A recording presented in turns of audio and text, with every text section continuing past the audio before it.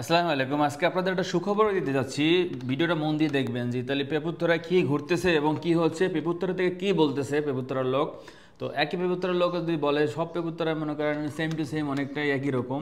তো সেই আজকে আমার নিজের একটা ঘটনা, আমার নিজের এক ফ্রেন্ড, সে তার মালিক নিয়ে পেপুত্তরে গিয়েছিল, সেখান থেকে কি বলেছে সেটা আজকে ক্লিয়ার করব, যাতে আপনাদের অনেক উপকার হবে। কথাটা মনোযোগ দিয়ে শুনবেন এবং যারা পাসপোর্টগুলো ফেরত দিচ্ছে, ফেরত পাসপোর্টের ভবিষ্যৎগুলো কি সেটা আজকে আপনার এই তথ্য ভিডিওর মাধ্যমে আপনারা জানবেন। তো আমার সেই বন্ধু মানে পরিচিত, সে তার মালিক নিয়ে তা পেপুত্তরা মানে SUI অফিসে গিয়েছিল। তা যাওয়ার পরে সেখান থেকে তারা জিজ্ঞেস করছে যে পাসপোর্টগুলো ফেরত দিচ্ছে সেগুলোর ভবিষ্যৎ কী, মানে সেগুলো হবে কি হবে, মানে ভবিষ্যতে সে পাসপোর্টগুলোর ভিসা পাবে কি পাবে না, বা কীভাবে কী করবে।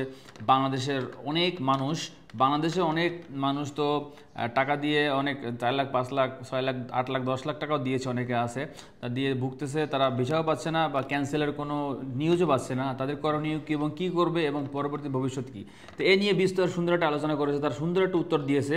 সেই উত্তরটা, সেই অভিজ্ঞতাটাই আজকে আপনাদের সাথে শেয়ার করব। তো আসেন আমি বলি যে তারা বলেছে যে বাংলাদেশ, পাকিস্তান এবং শ্রীলঙ্কা, এই 3 দেশের নুলস্থা দারুণভাবে কঠোরভাবে আপনার মনিটরিং করতেছে এবং কন্ট্রোল হচ্ছে, এবং বিষয়গুলো যেগুলো আছে নুলস্থা সবগুলো স্থগিত করেছে। তো এগুলোর সমাধান কি? সমাধান হচ্ছে গিয়ে এখন বর্তমানে সবাই পাসপোর্ট, বিভিন্ন দেশ থেকে মানুষ আসছে, তাদের পাসপোর্টগুলো আন্দোলনের কারণে তাদের পাসপোর্টগুলো ফেরত দিয়ে দিচ্ছে, অরিজিনাল পাসপোর্টগুলো। তো কী করবে? আগামী 10 তারিখের মধ্যে একটা গেজেট সরকার প্রকাশ করতে পারে, যেখানে এর সম্পূর্ণ যে সমাধানটা সেই গেজেটের মধ্যে থাকবে, বা কোন আইন যে কারণ করতে পারে এটা ওই গেজেটের মধ্যে 10 তারিখে ইতালিয়ান সরকার পাশ করবে। সেখান থেকে তারা সব সমস্যার সমাধান আপনারা সেখান থেকেই পেয়ে যাবেন। এবং সেখান থেকে আরও বলা হয়েছে যে আপনারা যে মালিকের মাধ্যমে আবেদন করেছেন, প্রত্যেকটা মালিকের ডকুমেন্ট চেক ছাড়া একটা ভিসাও ইস্যু করবে না। প্রত্যেকটা মালিকের ডকুমেন্ট পাই টু পাই চেক করবে, সে শ্রমিক নেওয়ার যোগ্য কিনা। তার মানে বুঝতেছেন যে 90% মালিক ঝরে পড়ে যাবে, এখানেই সে শ্রমিক আর আনতে পারবে না, খুব কম সংখ্যক মালিকই সে আনতে পারবে। তারপরে আরেকটা প্রশ্ন ছিল তাদের কাছে যে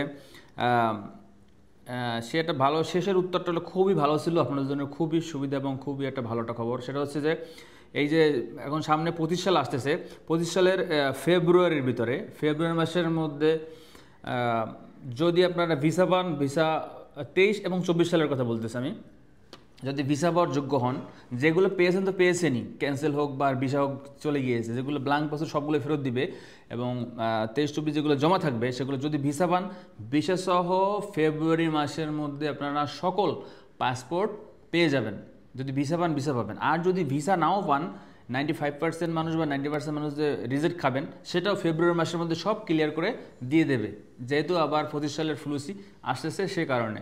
তো সেগুলো সব ক্লিয়ার করে দেবে। আর অরিজিনাল পাসপোর্ট তো পেয়ে গেছেন, তো সবার মোবাইলে মেসেজ বা মেইল চলে যাবে। তো এই তথ্যটুকু আমার কাছে ছিল, এটা অনেকটাই নির্ভরযোগ্য তথ্য, কারণ আমার যে বন্ধু বা পরিচিত লোক, সে সশরীরে তার মালিক নিয়ে ওখানে গিয়েছে, পেপুত্তরা থেকে তার মালিককে বা তাদেরকে জানিয়েছে এই কথাগুলো, সেই কথাগুলো আমাকে শেয়ার করেছে এবং এই আপনাদেরকে সেটাই জানিয়ে দিলাম। তো আশা করি এই ভিডিওতে আপনারা অনেক উপকৃত হবেন। এবং সবাই যারা বলতেছেন যে ফেরত পাসপোর্টে কবে ভিসা দেবে, কে কি কোন ব্লগার কি ভিডিও বানালো না বানালো সেটা আমি বড় করি না, কে কি বললো না বললো, আমি যতটুকু তথ্য পাই ততটুকু সঠিক তথ্য আপনাদের জানানোর চেষ্টা করি। আমি দৈনিক ডেলি ভিডিও বানাই না উল্টাপাল্টা টপিক দিয়ে, আমি যেটা সত্য তথ্য পাই তখনই ভিডিও বানাই এবং সঠিক তথ্যটা আপনাদের দেওয়ার চেষ্টা করি, সঠিক গাইডলাইনটা দেওয়ার চেষ্টা করি। ভুল ভ্রান্তি যদি হয় কখনও ক্ষমা দৃষ্টিতে দেখবেন। তো আমি যখনই ইম্পর্টেন্ট কোনো তথ্য জানবো আপনাদেরকে জানিয়ে দেবো।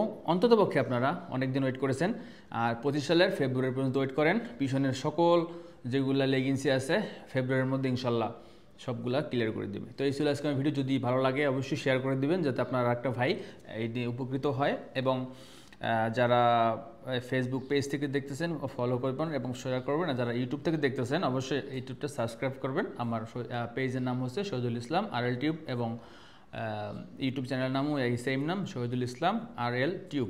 তো সবাই ভালো থাকবেন। এই ছিল আজকে আমার ভিডিও। ভালো থাকবেন। আসসালামু আলাইকুম।